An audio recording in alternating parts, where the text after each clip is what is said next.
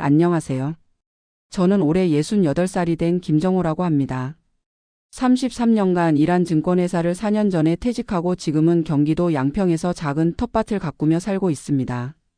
제 이야기가 은퇴를 앞두고 계신 분들이나 은퇴 후 삶에 대해 고민하시는 분들께 조금이나마 도움이 되었으면 하는 마음에 용기를 내어 사연을 보냅니다. 저는 서울 태생으로 대학에서 경영학을 전공했습니다. 졸업 후 증권회사에 입사해서 지점장까지 올랐던 평범한 금융맨이었습니다.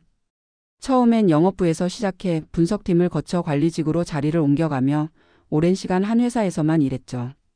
아내는 대학 동창생으로 결혼 전까지 은행에서 일하다가 첫째를 가지면서 직장을 그만두었습니다.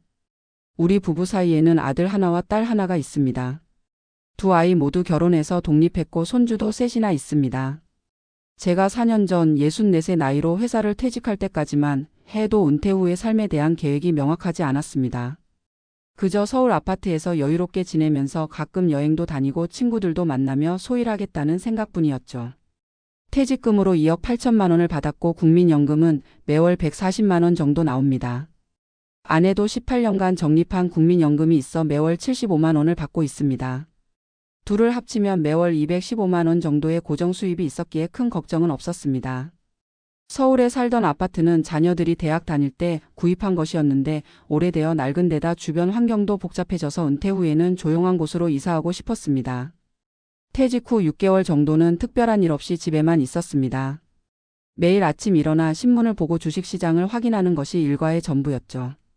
가끔 골프 치러 나가거나 옛 직장 동료들과 만나는 것 외에는 할 일이 없었습니다. 아내는 그런 저를 보며 걱정했습니다.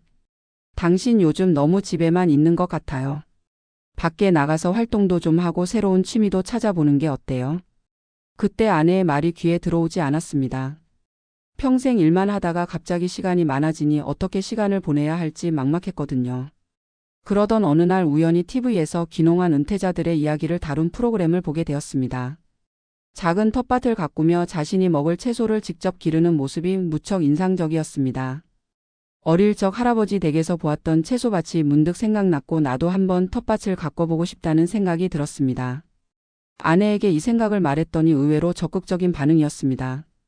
나도 항상 시골에서 텃밭 가꾸며 살고 싶었어요. 서울 생활이 편리하긴 하지만 늘 답답했거든요. 한번 알아보는 게 어떨까요? 그렇게 우리 부부는 서울 근교의 전원주택이나 귀농할 만한 곳을 찾아다니기 시작했습니다. 여러 지역을 둘러보던 중 경기도 양평의 한 마을이 눈에 들어왔습니다. 서울에서 1시간 거리라 접근성이 좋으면서도 자연환경이 아름다웠고 텃밭을 가꿀 수 있는 작은 땅이 딸린 집들이 있었습니다. 몇 군데를 더 알아본 끝에 결국 양평의 한 전원주택을 구입하기로 결정했습니다.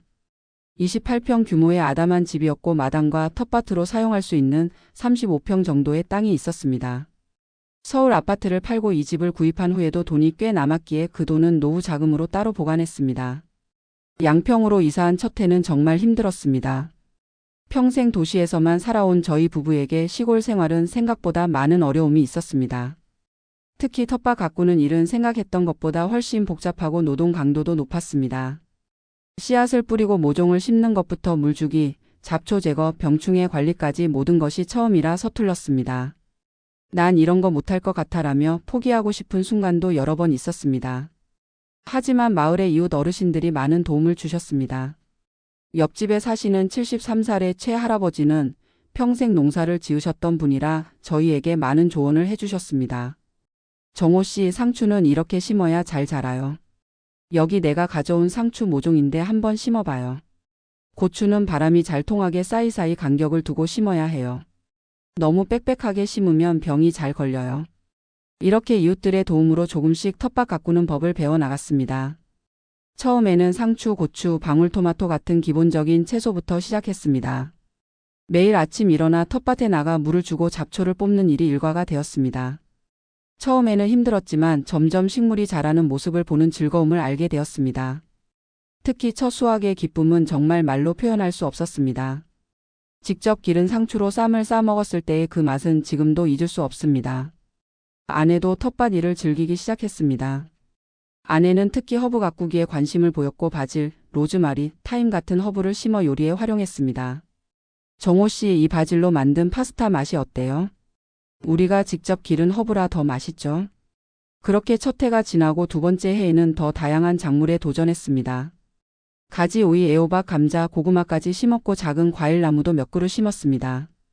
배움의 과정은 계속되었고 실패도 많았습니다. 한 번은 토마토에 역병이 돌아 전체가 다 죽어버린 적도 있었고 비가 너무 많이 와서 감자가 썩어버린 적도 있었습니다. 하지만 그런 실패조차도 배움의 일부로 받아들이게 되었습니다. 점점 텃밭 가꾸는 일에 자신감이 생기자 다른 활동에도 관심을 갖게 되었습니다. 양평에는 귀농귀촌인을 위한 다양한 프로그램이 있었습니다. 저는 양평군 농업기술센터에서 운영하는 실버 농부 교실에 참여하게 되었고 그곳에서 체계적으로 농사 기술을 배울 수 있었습니다. 또한 지역 주민들과 함께하는 작은 마을 공동체 활동에도 참여하기 시작했습니다.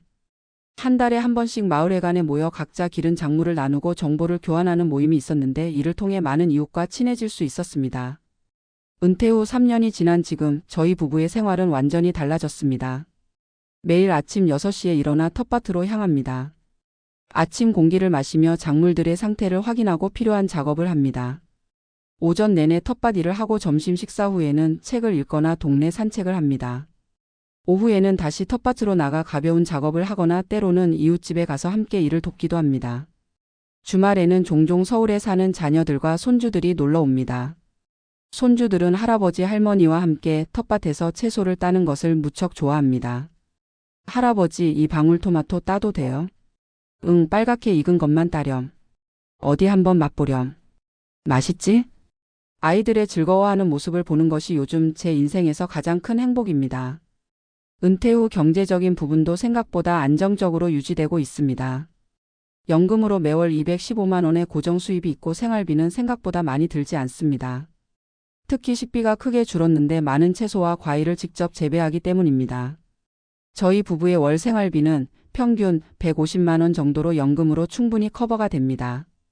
남는 돈은 저축하거나 가끔 자녀들을 도와주는 데 사용합니다. 물론 어려움이 전혀 없는 것은 아닙니다. 가장 큰 문제는 의료시설과의 거리입니다. 나이가 들수록 건강 문제가 생길 수 있는데 양평에는 큰 병원이 많지 않아 종종 서울까지 나가야 할 때가 있습니다. 또한 겨울철 농사가 어렵다는 점도 아쉬움으로 남습니다. 하지만 이런 단점에도 불구하고 저희 부부는 지금의 생활에 매우 만족하고 있습니다. 특히 텃밭 가꾸기를 통해 얻는 성취감과 자연과 함께하는 삶의 여유로움은 도시 생활에서는 결코 느낄 수 없었던 것들입니다. 작년에는 텃밭에서 생산한 채소 중 일부를 지역 작은 장터에 내다 팔기도 했습니다. 큰 수익을 바라고 한 것은 아니었지만 직접 기른 채소가 팔리는 모습을 보는 것이 무척 뿌듯했습니다. 이 상추 정말 싱싱하네요. 농약 안 치고 키우신 거예요? 네, 모두 유기농으로 키웠습니다. 맛있게 드세요. 그렇게 번 돈으로 아내와 함께 가까운 온천에 다녀오기도 했습니다. 금전적으로 큰 도움이 되진 않았지만 스스로 뭔가를 생산하고 그것을 인정받는 기쁨은 컸습니다. 요즘은 이웃들과 함께 마을 공동 텃밭도 운영하고 있습니다. 마을 한쪽에 있는 공터를 활용해 함께 농사를 짓고 수확물을 나누는 프로젝트입니다. 이 활동을 통해 마을 공동체 의식도 강화되고 혼자서는 하기 어려운 작업도 함께 할 수 있어 매우 유익합니다. 제가 회사 생활을 할 때는 모든 것이 경쟁이었고 성과였습니다. 누구보다 더 많은 성과를 내기 위해 밤늦게까지 일했고 주말에도 일 생각을 떨쳐버리지 못했습니다. 하지만 지금은 다릅니다. 자연의 흐름에 맞춰 살아가는 법을 배웠고 모든 것이 때가 있다는 사실을 깨달았습니다. 씨앗을 심고 싹이 트고 꽃이 피고 열매를 맺는 과정에는 서두를 수 없습니다. 그저 기다림과 적절한 돌봄만이 필요할 뿐이죠. 이런 깨달음이 제 삶의 방식도 바꾸어 놓았습니다. 이제는 무엇이든 서두르지 않습니다. 하루하루를 충실히 살아가며 작은 것에서 행복을 찾는 법을 배웠습니다. 아침에 눈을 떠 청명한 하늘을 보는 것. 직접 기른 채소로 만든 식사를 하는 것. 저녁에 아내와 함께 차 한 잔 마시며 하루를 정리하는 것. 이런 소소한 일상이 지금은 가장 큰 행복입니다. 가끔 예전 직장 동료들을 만나면 그들은 저에게 묻습니다. 정우야, 그 시골에서 뭐하고 지내? 심심하지 않아? 처음에는 제 변화를 이해하지 못하는 그들에게 설명하기 어려웠습니다. 하지만 지금은 자신 있게 말합니다. 전혀 심심하지 않아. 오히려 시간이 부족할 정도로 할 일이 많아. 실제로 텃밭 가꾸기, 지역 공동체 활동, 취미생활 등으로 하루가 어떻게 지나가는지 모를 정도입니다. 물론 모든 은퇴자에게 이런 생활이 맞는 것은 아닐 것입니다. 어떤 분들은 도시의 편리함을 더 선호할 수도 있고 또 어떤 분들은 완전히 다른 형태의 은퇴 생활을 꿈꿀 수도 있습니다. 중요한 것은 자신에게 맞는 삶의 방식을 찾는 것이라고 생각합니다. 저는 운이 좋게도 텃밭 가꾸기라는 새로운 열정을 발견했고 그것이 제 노후 생활을 풍요롭게 만들어 주었습니다. 이런 제 경험이 은퇴를 앞둔 분들께 조금이나마 도움이 되었으면 합니다. 은퇴는 끝이 아니라 새로운 시작일 수 있습니다.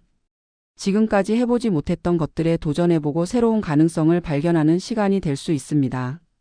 저에게 텃밭이 그랬듯이 여러분께도 삶의 새로운 기쁨을 가져다 줄 열정이 있을 것입니다. 그것을 찾아내고 발전시켜 나가는 과정이 바로 행복한 노후가 아닐까 생각합니다. 올해 저희 부부는 작은 비닐하우스를 설치해서 겨울에도 일부 작물을 재배해 볼 계획입니다. 또한 내년에는 과수원도 조금 확장해서 더 다양한 과일을 키워보려고 합니다. 나이가 들수록 신체적으로 힘들어질 수 있지만 가능한 한 올해 이 텃밭을 가꾸고 싶습니다. 이것이 단순한 취미를 넘어 저희 부부의 삶의 이유가 되었기 때문입니다. 추가로 말씀드리고 싶은 것은 은퇴 후 경제적인 부분에 대한 이야기입니다. 많은 분들이 은퇴 후 수입이 줄어드는 것을 두려워합니다. 물론 그 걱정이 전혀 근거 없는 것은 아닙니다. 하지만 제 경험으로는 은퇴 후 생활 방식이 바뀌면서 지출도 자연스럽게 줄어드는 경향이 있습니다. 출퇴근 비용이나 업무 관련 지출이 없어지고 소비 패턴도 변합니다. 특히 시골에서 텃밭을 가꾸며 살면 식비가 크게 줄어들고 단순하고 소박한 생활을 하게 되면서 전반적인 소비가 감소합니다. 물론 미리 준비하는 것이 중요합니다. 저희는 다행히 젊을 때부터 국민연금에 가입했고 개인적으로도 노후를 위한 저축을 꾸준히 해왔습니다. 그렇게 모은 자금이 지금의 안정적인 생활을 가능하게 해주었습니다. 하지만 아무리 준비를 잘해도 예상치 못한 상황은 발생할 수 있습니다. 몇 년 전 제가 갑자기 척추 디스크로 수술을 받게 되었을 때 의료비가 예상보다 많이 들었습니다. 그때 미리 준비해둔 비상금이 큰 도움이 되었습니다. 노후에는 특히 건강 관련 지출이 늘어날 수 있으므로 이에 대한 대비가 필요합니다. 은퇴 후 처음 2년 동안은 텃밭 가꾸기와 새로운 환경에 적응하는 데 집중했다면 최근에는 지역사회에 더 적극적으로 참여하고 있습니다. 양평군에서 운영하는 실버 강사단에 가입하여 어린이들에게 텃밭 가꾸기를 가르치는 봉사활동도 시작했습니다. 한 달에 2번 지역 초등학교에 가서 아이들과 함께 학교 텃밭을 가꾸는 활동입니다. 선생님, 이 씨앗은 언제 싹이 나요? 한 일주일 정도 지나면 작은 싹이 올라올 거야. 그때까지 매일 물을 주고 잘 관찰해 보렴. 아이들에게 농사의 기본을 가르치고 자연의 소중함을 알려주는 일이 무척 보람찹니다. 지금 생각해보면 은퇴 직후에는 막연한 불안감이 있었습니다. 평생 일만 하다가 갑자기 시간이 많아지니 정체성의 혼란을 느끼기도 했고 사회에서 소외된 듯한 느낌도 들었습니다. 하지만 텃밭을 가꾸고 새로운 공동체에 참여하면서 그런 불안감은 점차 사라졌습니다. 새로운 삶의 목표가 생겼고 매일을 의미 있게 보낼 수 있게 되었습니다. 가끔은 건강 문제로 텃밭 일을 하지 못할 때가 있습니다. 비가 많이 오는 날에는 관절염이 심해져서 몸이 불편할 때가 있고 더운 여름날에는 체력적인 한계를 느낄 때도 있습니다. 그럴 때면 무리하지 않고 휴식을 취합니다. 젊었을 때처럼 모든 것을 완벽하게 해내려는 욕심을 버리고 내 몸과 마음이 허락하는 만큼만 하는 법을 배웠습니다. 이것도 은퇴 후 깨달은 중요한 지혜 중 하나입니다. 퇴직 직후에는 밀린 여행도 많이 다녔습니다. 아내와 함께 일본, 유럽 등을 다녀왔고 국내 여행도 여러 곳 다녀왔습니다. 그런데 재미있는 것은 여행을 많이 다닌 후에는 오히려 집과 텃밭이 더 그리워졌다는 점입니다. 이제는 장기간 집을 비우는 여행보다는 일이 고비간 텃밭을 관리하면서 가끔 근교로 당일 여행을 다니는 것을 더 선호합니다. 제 인생에서 가장 행복한 시간은 아마도 지금이 아닐까 합니다. 젊은 시절에는 끊임없이 무언가를 성취하기 위해 달렸고 중년에는 자녀 교육과 미래에 대한 불안으로 마음이 편치 않았습니다. 하지만 지금은 달성해야 할 목표도 증명해야 할 것도 없습니다. 그저 하루하루를 충실히 살아가며 자연과 함께하는 평화로운 시간을 즐기고 있습니다. 은퇴 후 삶은 단순한 휴식이 아니라 새로운 도전과 배움의 시간이 될 수 있습니다. 저는 텃밭을 통해 끊임없이 새로운 것을 배우고 있고 그 과정에서 큰 기쁨을 느끼고 있습니다. 여러분도 은퇴 후에는 새로운 열정을 찾아보셨으면 합니다. 그것이 텃밭 가꾸기든 여행이든 봉사활동이든 무엇이든 좋습니다. 중요한 것은 자신이 진정으로 즐길 수 있고 의미를 찾을 수 있는 활동을 발견하는 것입니다. 저는 앞으로도 건강이 허락하는 한 이 텃밭을 가꾸며 소박하지만 충실한 삶을 이어나갈 계획입니다. 계절의 변화에 맞춰 씨를 뿌리고 수확하는 자연의 순환 속에서 제 인생의 마지막 계절도 풍요롭게 보내고 싶습니다. 말씀드린 것처럼 은퇴는 끝이 아니라 새로운 시작입니다. 저에게 텃밭이 새로운 인생의 기쁨을 가져다 주었듯이 여러분께도 제2의 인생을 풍요롭게 해줄 무언가가 있을 것입니다. 그것을 찾아 도전하는 용기를 가지시길 바랍니다. 긴 이야기 들어주셔서 감사합니다.